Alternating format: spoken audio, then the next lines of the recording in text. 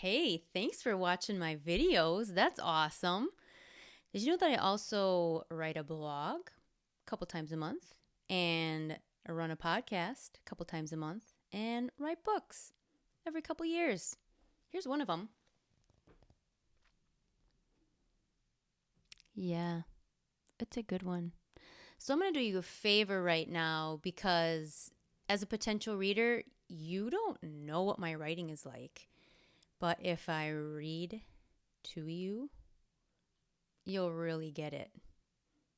I want to share the first chapter and a half with you of Digging for Light, a memoir to inspire humanity. That's a big title. It has a big purpose. This was published in 2017, by the way, if you're curious. And let's just do it. Section 1. It all leads up to this. And make sure everything's working. I think we're good. Chapter 1. Sisu. The week I found out I was pregnant, I also thought I was going to die. Not because the fetus was dangerous, but because winters in Michigan's Upper Peninsula, the UP, can pummel squalls of snow at the drop of a hat. A hat with ball bearings sewn into the brim. That life-threatening blizzard occurred in late February of 2014. I was driving my Volkswagen Jetta westward across the UP on Highway M28.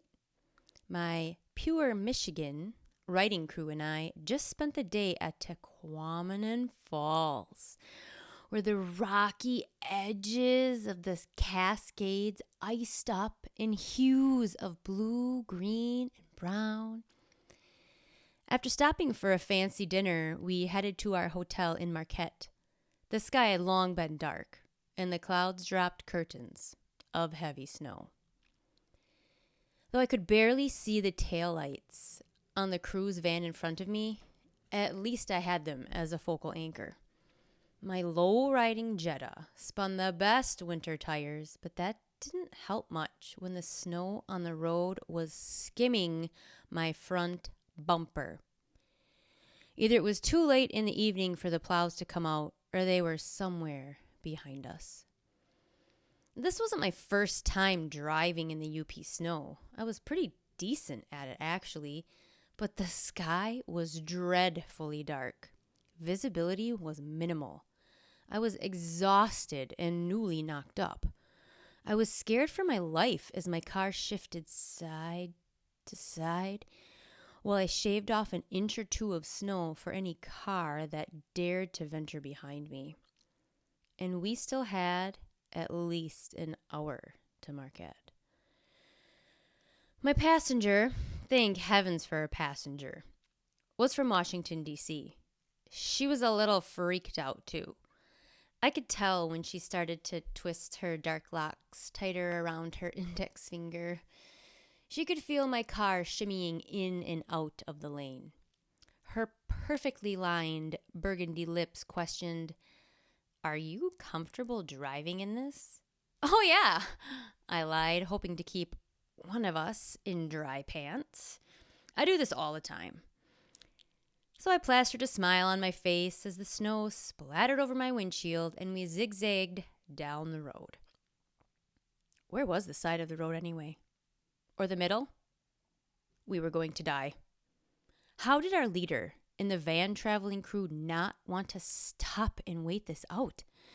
How could they still be driving a decent speed without sliding into the ditch? Why does 40 miles an hour feel like warp speed? Why was I such a wuss about this? Where is my mommy? The tension behind my eyes began to swell and pulse as I focused on holding back tears. I was done. I would rather have gotten sucked into the ditch and slept in the car for the night than continued any further. Page turn. Oh, yeah. DC lady shot me a worried glance, so I showed her a smile that was better for asking if I had broccoli in my teeth and convincing her I was fine. Then this one word, flashed through my mind.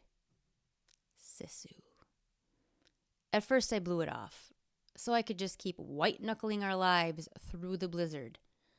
But then I swear I actually heard it whispered in my ear. Sisu. I could no longer ignore it. I felt it coming from inside me. Now, I am not of Finnish descent, so I wasn't born with the grit and guts of Sisu, but I have lived in the UP long enough to know that, according to Finnish heritage, Sisu is stronger than the greatest adversity. It overrides the mind and boosts physical capabilities with a depth of fortitude that cannot fail. It stares the challenge straight in the eyes and knocks it off its feet in one fell swoop. If Sisu's in the ring, Sisu wins. Period. And at that moment, I could feel Sisu rising within me for the first time ever. At first, I wasn't sure exactly what was going on, but I felt like the little bun in my belly was giving me strength to forge onward. That little being sensed I needed help if we were going to survive. And Sisu was the one word I needed to hear, to feel, in order to buck up and carry on. So I bucked up. I was Sisu in the ring. Once I let the word transform my thoughts transformed my body. My vision became clear and my mind focused solely on driving safely to our destination. My whole body pulsed with renewed life and my smile softened into a real one. All doubt, fear, and cowardice dissolved with the snowflakes on my heated windshield. We made it to Marquette alive. We won.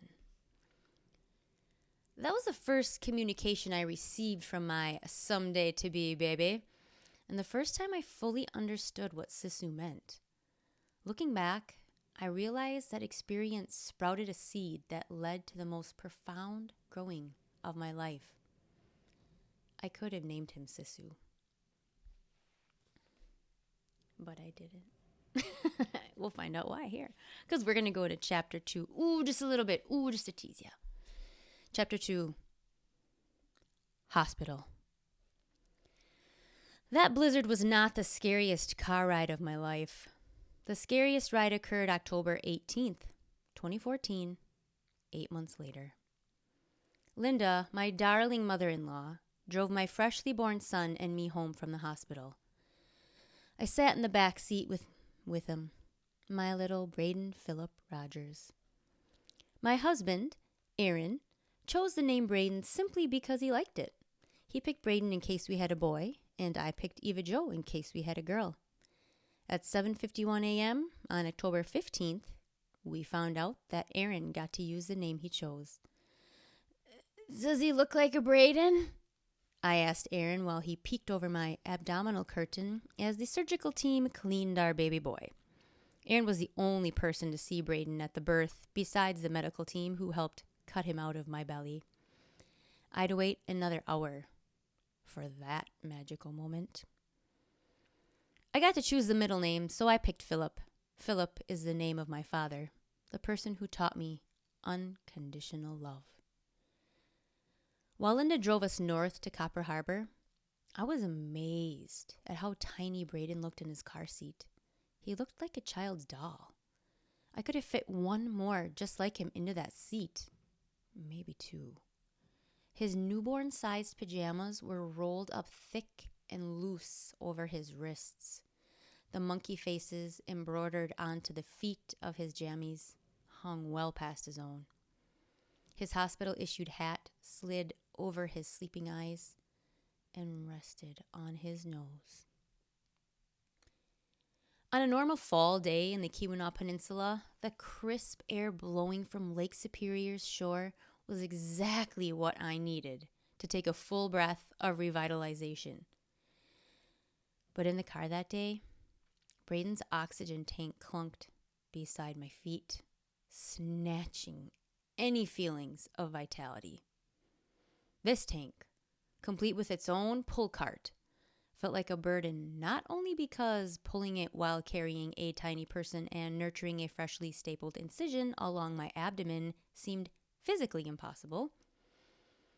It was a burden because the doctor said he needed it. And that wasn't the way it was supposed to be. Why couldn't I bring home a normal kid like everyone else in town? That beast of a tank left me no time to grasp my new situation. It was attached to my son. Everyone would see it rolling along before they would see his precious face, before they could look into his mystical eyes. Though the car ride home was nearly an hour long, I felt there was no time to straighten it out in my brain and figure out how to tell people what was going on. Questions daggered my imagination. Why does he need oxygen? Can't he breathe right? What's wrong with him? Why didn't you have a normal baby? And when I would explain that he had a heart condition, those daggers would jab their way toward the truth. Fear filled every cell of my body because I didn't know how to tell them. I didn't want to watch their faces drop when I uttered, "He has Down syndrome." We're going to stop right there. I hope you're intrigued. You can find this book at copperharborvitality.com in our shop section or thecheekyscribe.com. See you there.